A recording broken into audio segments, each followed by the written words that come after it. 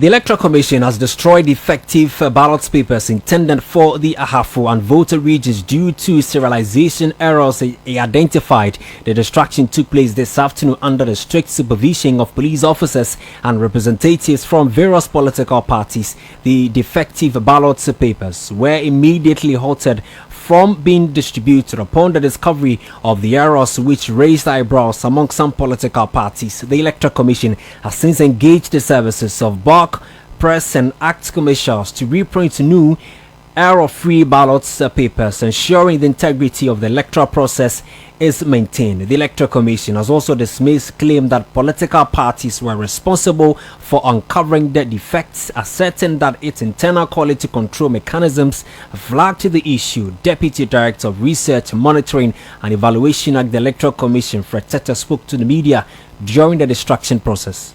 Ballot papers at this stage of the electoral process are highly sensitive,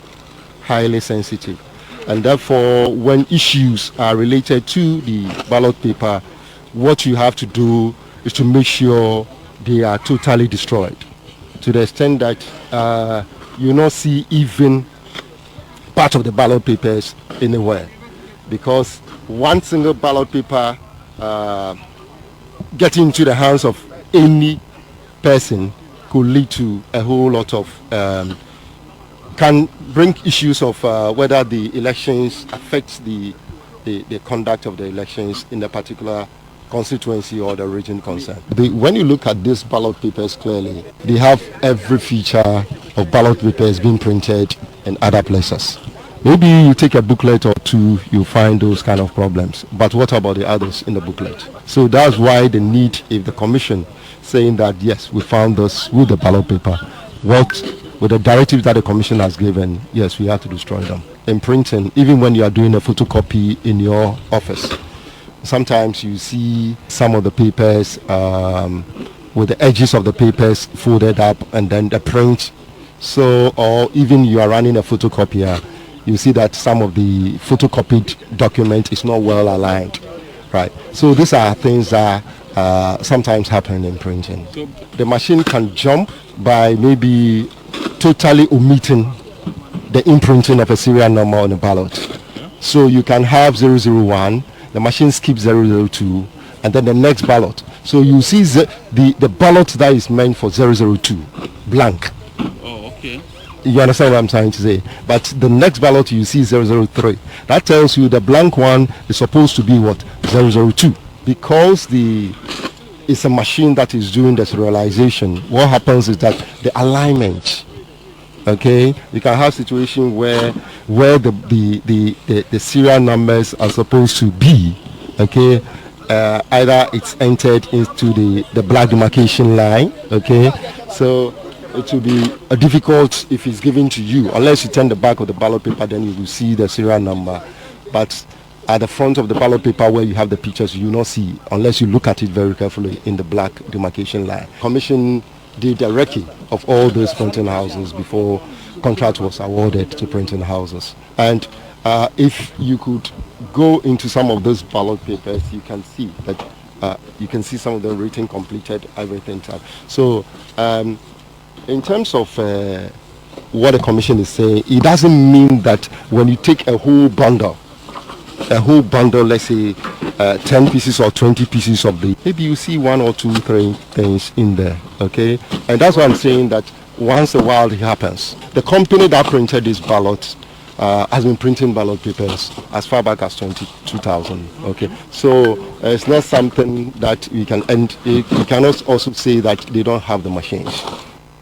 You heard the Deputy Director of Research, Monitoring and Evaluation at the Electoral Commission, Fred Tete. Let me go on the phone line and speak to the Deputy Director of Elections and IT for the NDC, Dr. Rashid Tanko Computer. Doc, thank you so much for your time. Good evening to you. Thank you. Let me say good evening to your cherished listeners and to you yourself. Right. Let me have your assessment of the exercise so far. We had our agents there. I mean, we were monitoring the process since the day it was announced that those ballots will be destroyed. We put our eager eye on it. It was at our behest that the EC had to destroy this thing, because we saw it long since and we drew their attention to it that those ballots were not fit for purpose they had problems with the serial numbers and all that. So it's a welcome news. I mean, today we put our eyes on it to make sure that every bit of the ballot papers are destroyed. So so we knew what we were doing, and we followed through it. We followed through it that every bit of the ballots were destroyed. I see. But what the Electoral Commission is saying, it suggests that they saw the internal quality control mechanism captured the errors and not the National Democratic Congress, as you are saying. That's not true. That's not true. They are just being economical with the truth. That is not true. It was the NDC who drew their intention to it. We told them that, look, these ballot papers you are printing, there are challenges in terms of the serialization. We saw it, and our agents drew. At IPAC we drew their attention to it. Then they indicated, okay, well, they will find ways and means of making sure that they rectify those issues. They sent their team, a technical man, to go and look at it. We all look at it, and in fact, initially they wanted to zero it down to only 2 constituencies, Keta and Ketu South. And we said, no. It affected almost all the ballots in the region.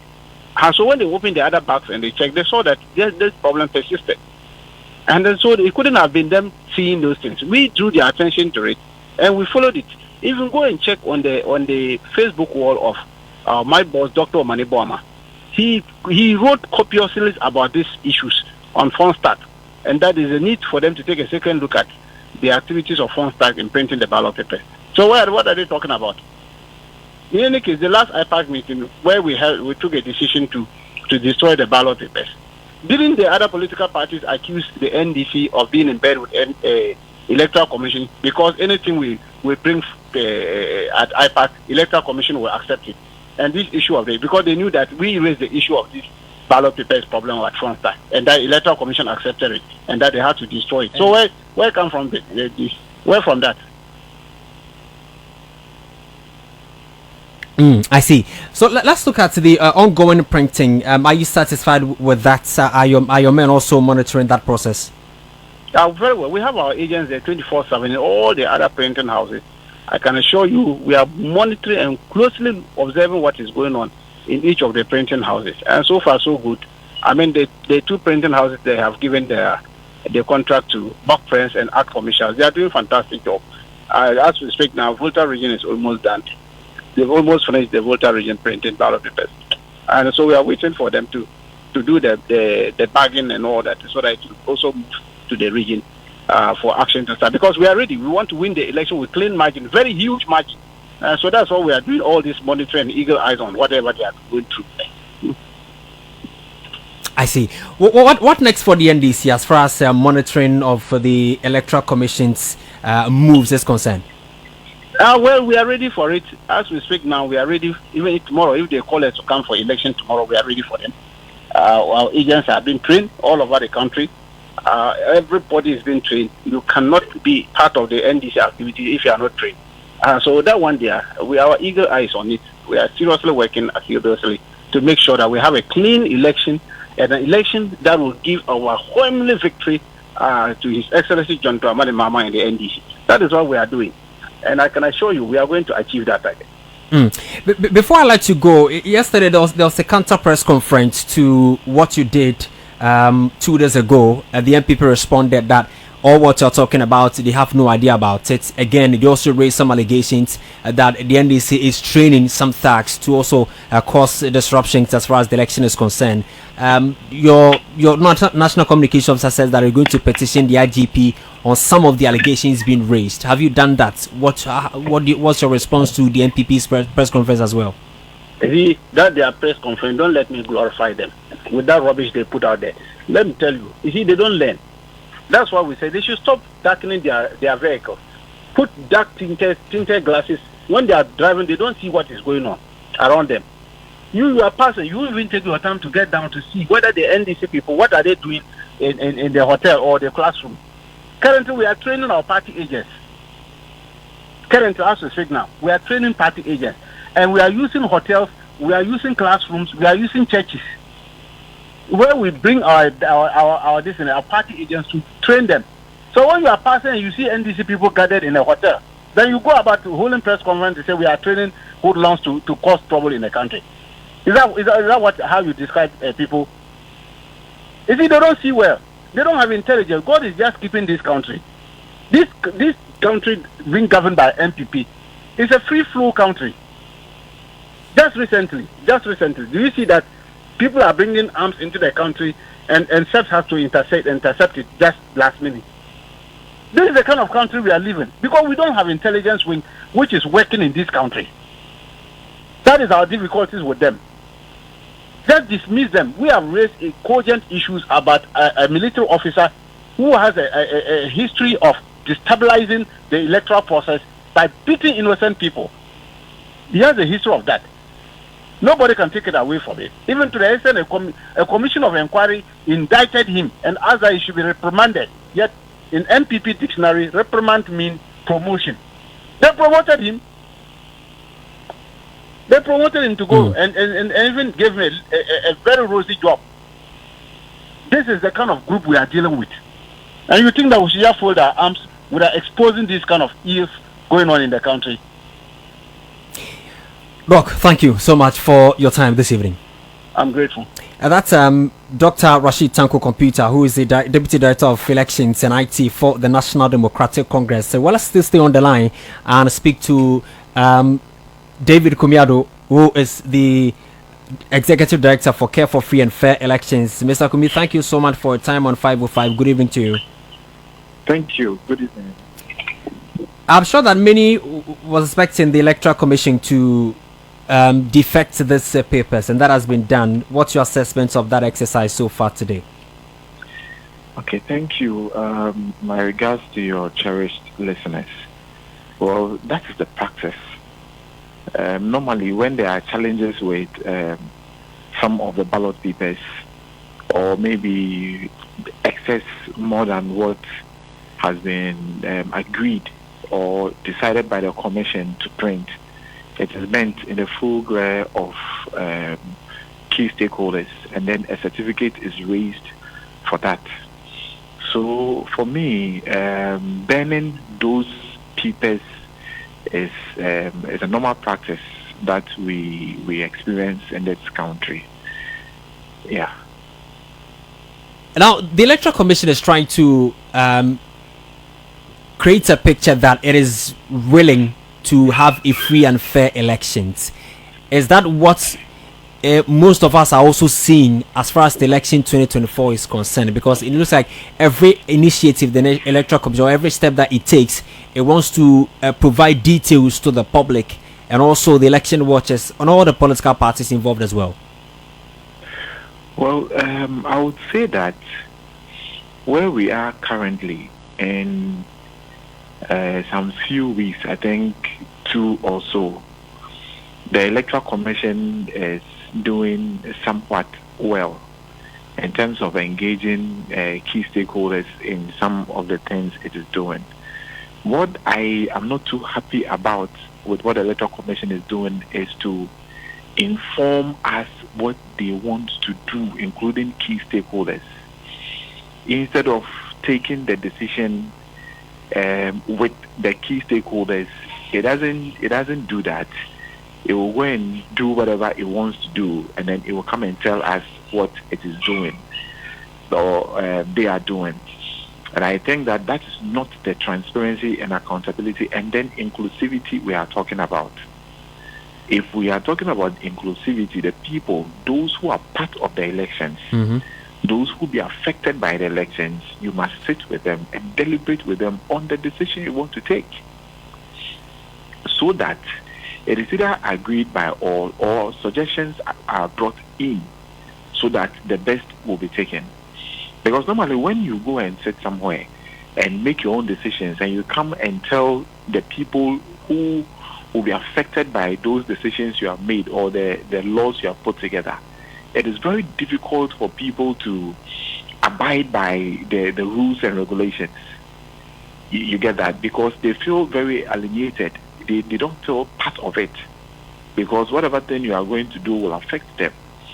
So when you are taking such a decision, I'll give you an example. The 1992 Constitution, okay, it wasn't written by certain people who thought that they were too intelligent than the rest of the people. Therefore, they have the mandate to sit in the room and then write whatever they want to write for us.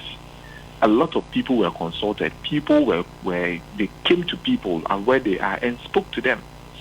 And you realize that nowadays, even political parties formulating their manifestos, they go to the people and speak to them, listen to them, get their challenges, and also get what do you think we can do to resolve this matter.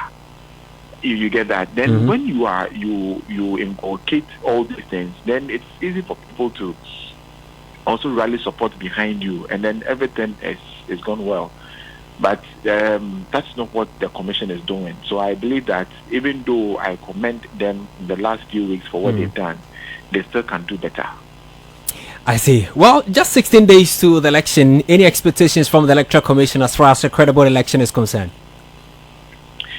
We are expecting that the Electoral Commission and every Ghanaian, knowing what is happening, reports of heightened tension, reports of political violence in the elections, and then all those things. The responsibility lies with the Electoral Commission to ensure that there is transparency in everything that it is doing. Stop coming to tell us what you have done. Get those who are involved, key stakeholders in these elections, sit down with them, and then deliberate with them on the things you have to do. Many times when we call for this, what the Electoral Commission has done is that they will come and tell us the 1992 Constitution gives the Commission its independence. And I've said one too many times that giving you an independence doesn't mean that it's a carte blanche and a blank check that you can do whatever you want, because you are working in the interest of the people of this country. And the money of the people of this country is what run the commission. So you must get people involved. Inclusivity, that's very, very key.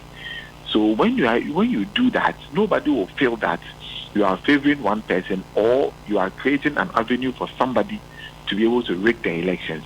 Everything must be transparent as we go in every step in the way. Get them involved, and I'm sure that their followers will also be satisfied in the way and manner you've conducted yourself, because you have demonstrated that you are willing and ready to conduct a free, fair, transparent, and credible elections that meets international standard. David, thank you so much for your time this evening. That's David Kumiado, who is Executive Director for Care for Free and Fair Election. Let me still stay on the line and speak to our very own Dr. Jonathan Asantotri, who is a Senior Lecturer and Political Analyst at the University of Cape Coast. So, Doc, thank you so much for your time. Good evening. Good evening. Well, if you look at the excess ballot papers being burnt today, Ahafo region and Volta region, many say that it was part of the scheming tactics by the Electoral Commission and has been identified by the NDC. Do you also see that as well? Well, I would say that it is because probably there is that suspicion, long suspicion between the NDC and the Electoral Commission.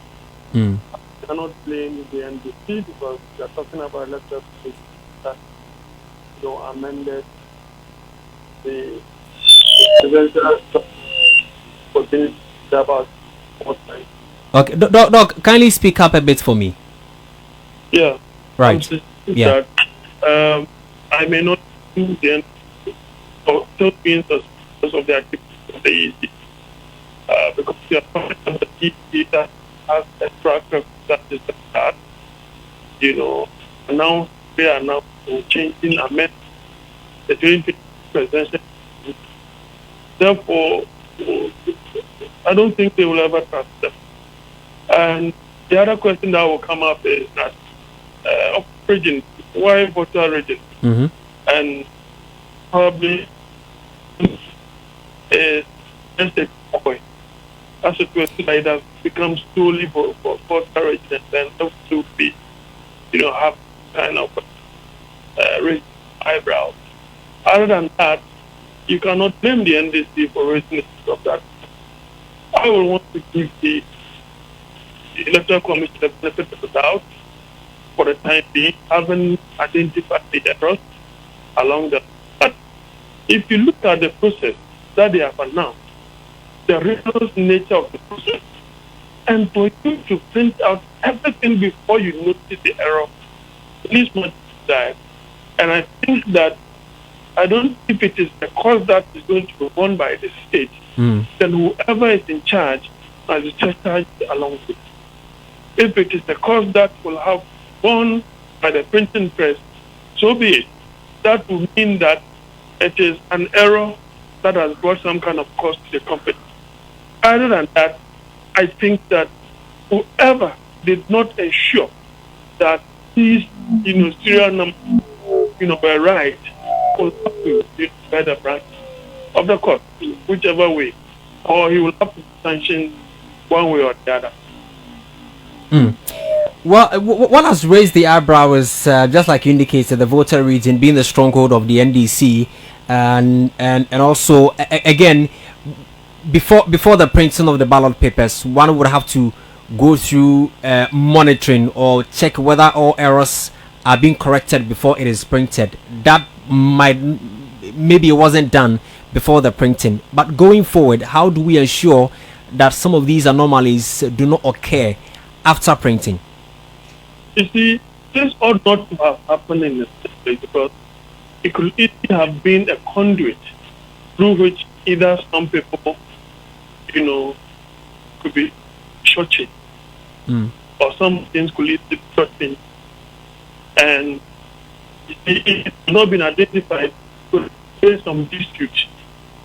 People could have, leveled allegations that, well, these are foreign material because they don't seem to follow the serial numbering system of the East. You got a point. That could easily have been done probably after the elections itself. And that in itself have created some kind of instability. That is something that we do not do as now.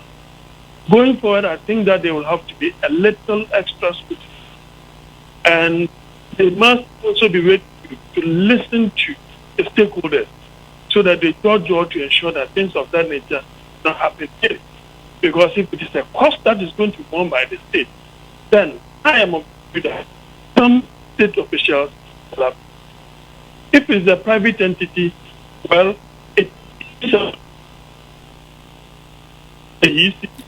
has created a state of instability in this region and a different orientation altogether towards the EC.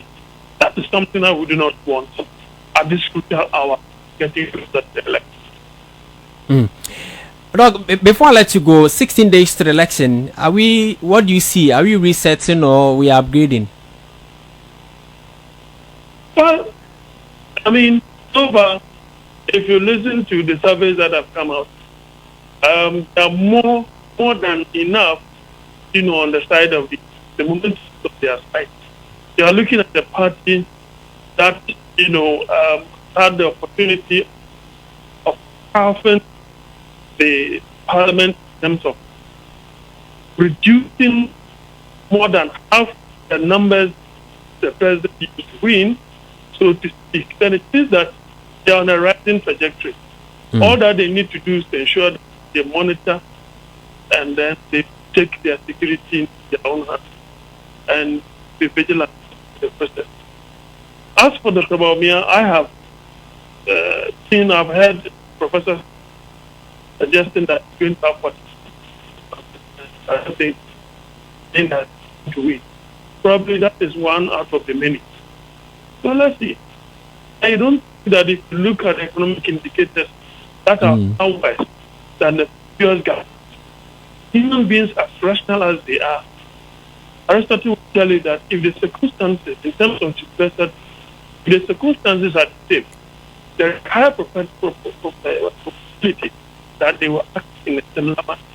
So if the US, which I predicted, based upon the economy, that Trump was going to win, for almost 6 years, he's been the only one who virtually reduced the number of unemployment in a year for almost 6 years at the time that he took over in 2016.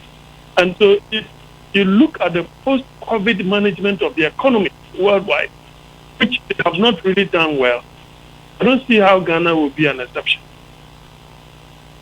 Most likely, if you look at the surveys, NDC is likely to be the election.